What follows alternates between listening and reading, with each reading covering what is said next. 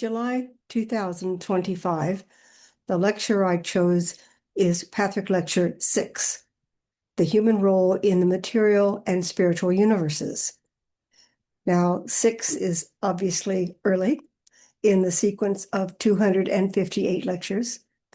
They started, or Eva started, speaking through trance in 1956. So this is very early on, long time ago. Also, just as a piece of historical trivia, Eva Poerrakos was Austrian, and she started her channeling of the guide in a group that already existed that was, for lack of a better word, more metaphysical than how we currently see spiritual New Age work, or how the Pathwork lectures developed. So she was already a member of that group, and it was a German group, and so the first 12 Pathwork lectures were delivered in German and then translated into English. And for me, what I detect is there's more of a German idiom quality, there's more German analogy metaphor, there's more structural difference in the first 12 lectures than in the following lectures. And spoke English. She simply started in her native language, German. So that if you are reading the lecture and it feels a little odd to you in syntax or vocabulary, and there are specific examples in this lecture that I noticed and highlighted in the study guide, it's not your imagination. There were extra layers of translation from the language that the guide says he speaks in versus the English language, for instance. Later, or in other lectures, the guide describes spiritual language as picture languages, so that he's describing something that he sees quite clearly, for which there may or may not be human words at all, much less words in either German or English. Because of lecture 233, The Power of the Word, and my own interest, I have collected over the years examples of words in different languages that don't exist in other ones because of cultural differences. If a culture doesn't care about something, it doesn't develop the ability to talk about it. So that, anyway, I think you get the idea. So Eva was the instrument. She called herself that, or the guide called her that many times. And as an instrument, the guide had to play through her. And again, many times he says that it is not possible to describe some spiritual qualities or realities in the human language. We don't have the words for it because we don't conceive of it. It is beyond our comprehension so much that we don't talk about such things. So later in the lecture, I bring in as an example one of my favorite examples, and that is the essay by Edwin Abbott in the late 1800s on Flatland. Abbott was a mathematics teacher, and he was teaching his students about extra dimensions, and they didn't understand what he was talking about. So to explain their confusion, he wrote this essay, this parable of a land that only exists in 2 dimensions, length and width. So think in terms of it's only the surface of a tabletop. And there are different shapes, beings that roam around, but you can't see them from above, so you can't call them specifically circles or squares in the sense that we call them that. So that if you're down on this tabletop and all you can see is an infinitesimal thin line, then the shape, for instance, of a circle would never change. It would be constant, no matter where it went or how it moved, it would be constant. Versus a square, which would seem bigger and smaller, versus a triangle, which would seem bigger and then smaller, or the most extreme example would be a line that might be very, very long, and then as it turned around, it was a single point in space. The residents of this land would have learned to express what they are seeing and experiencing from this perception based on what they knew. And if they didn't know about a third dimension, they could not describe it in the language that we can describe Flatland. And then, of course, one day to one character in Flatland appears a three-dimensional object. There is a 12-minute video on YouTube, and I will leave the link in the little thing under the title. That is delightful and explains it quite quickly if you don't want to crawl through a somewhat archaic essay. My point in bringing this up is that this is how Abbott taught his students to see the fact that they couldn't necessarily grasp or understand another dimension that may be there. And you have to look for clues, and you have to extrapolate and come up with theorems. Now, we've been doing the same thing as a globe as the planet Earth. The intelligence on the planet Earth has been doing that for millennia, eons, with the universe as we see it. As we develop instruments that can see further and more accurately, we're continually having to develop new theories to match the realities that we see. But we patch them, the in-between stuff, with what we think happens. And sometimes that becomes canon, that becomes, without our realizing it, a belief system, so that we may become resistant to letting that go and seeing things differently. Now, this is what happens, I believe, in the first 25 lectures that the guide presents. He's presenting something different than what people are used to hearing about. It's not the only unique version. There are other versions of this kind of truth, but perhaps not in New York City in the 1950s. So this makes some of these early lectures fascinating.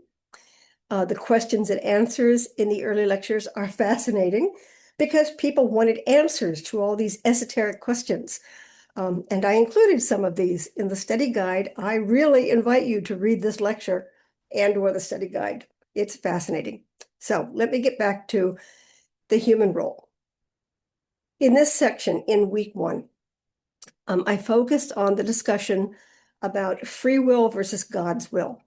Now, this goes on throughout the lectures, and this is where mankind has a tendency to resist subjecting our individual will to a higher will, God's will, universal will. Invent your own name for it.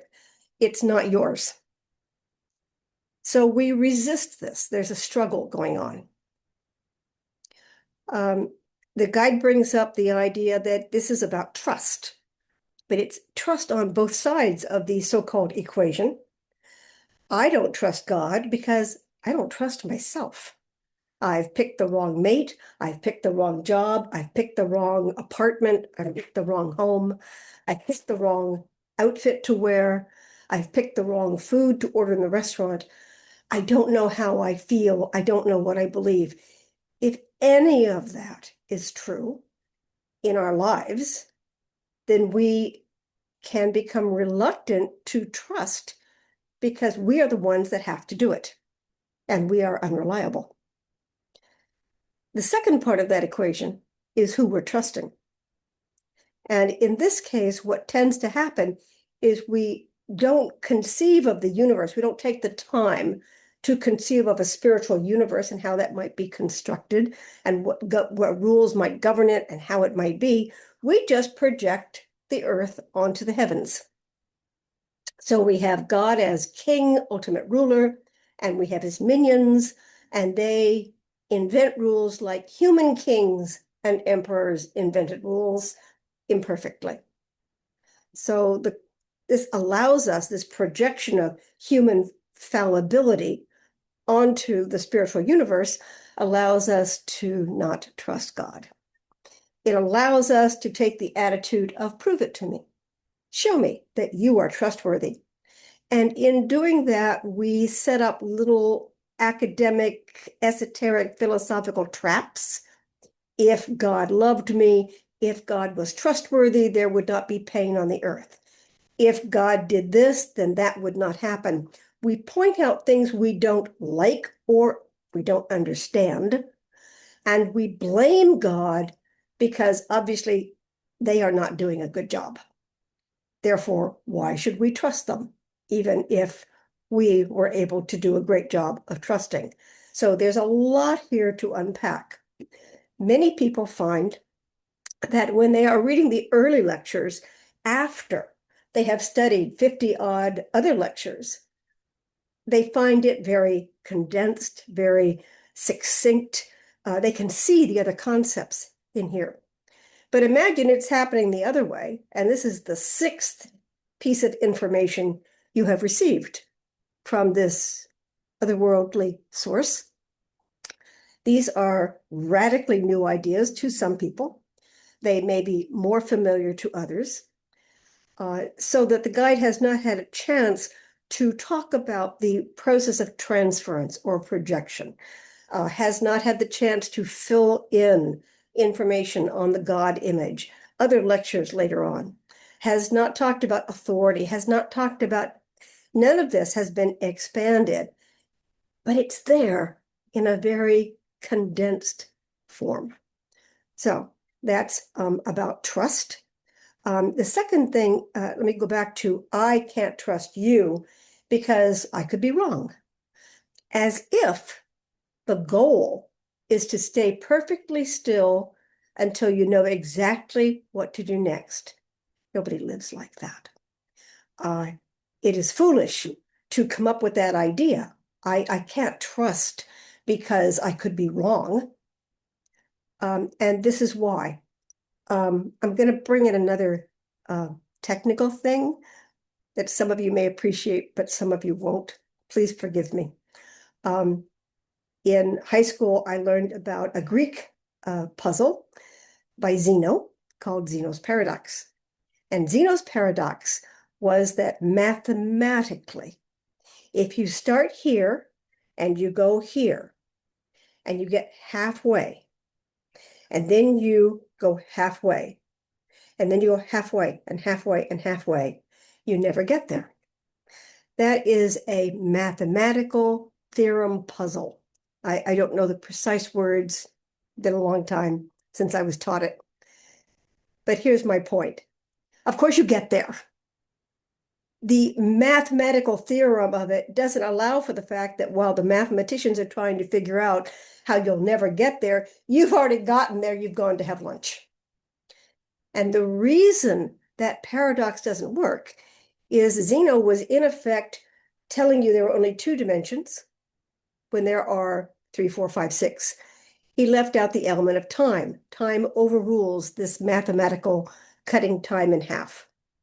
Now, why speak about this? Because when we say, I can't trust because of this, what we are overlooking is that we are organic beings and our beliefs, our opinions, our feelings, and our experiences, everything about us changes from second to second.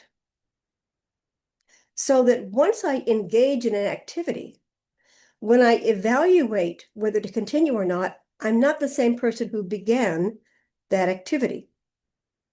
Now, the way I'm saying this is short, but think about anything that you have done for 10 years. When you began, you knew nothing about it. You got into it, you learned, you had experiences. Your ability to trust, to evaluate, to differentiate whatever the activity was, marriage, parenting, job, profession, hobby, whatever it is, 10 years later, you are a different person because of that experience. It does not mean that you may necessarily continue the process. My point is that sometimes you have to enter a process in order to fully experience it. And it is the experience that will tell you what its value might be to you. Similarly, talking about parenting, talking about falling in love, talking about sex is not the same experience. People change once they start the process. And so to stand outside and say, I'm not going to trust until I'm sure, is in effect resistant to the experience. The guide is suggesting that we resist the experience because we know it might work. So try it, you might like it, is a funny way of saying that these concepts need to be embodied. They need to be part of your daily life experience. Doesn't mean you have to change your belief system. However, if you don't make them part of your daily life, if you don't actually embrace them and work on them, you may not understand the full impact of what the guide is saying. Going back to what I said before, he doesn't have the language to communicate everything to you at once. That comes with experience.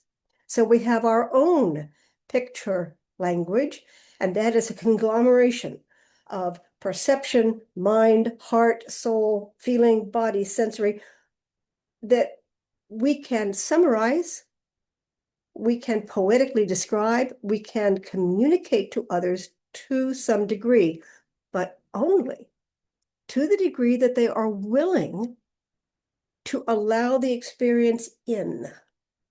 So what I'm suggesting is in these early lectures where they say, where the guide is talking about trust, that you need to practice, you need to get involved, you need to experience, you need to explore trust, rather than rely on your mind saying, well, let me think about it. Maybe, maybe not. And in terms of the transference projection, again, it's good to spend some time imagining what your spiritual beliefs are about the so-called heavens. Now, the guide was this particular canon, this particular modality was grown, delivered, begun, specifically in New York City in the United States in the 50s. It is not meant to replace other human experiences per se, but it is not the philosophy developed millennia ago in Asia. It is not the religions that civilization has had experience to and built and trusted and worked with for a millennia, 2 millennia, 3 or 4. And so it may require a little bit of work. You weren't raised with these ideas from birth. And you were raised with other ideas and other perceptions that may get in the way. So what I am trying to suggest here is that trusting is going to require some work on your part. It's going to require trial and error. It's going to require what the guide describes as groping in the dark, similarly to everything else you have started that you weren't familiar with. And the question, how do I know? That is the process. You discover what works and what doesn't. You discover your reactions to different experiences and you modulate them. You change so that down the road, there's a different reality than your mind might project from the original suggestion. So try it. You might like it. Give it a go. Put some work in, see what happens. Please read Pathwork Lecture 6, and thanks for listening.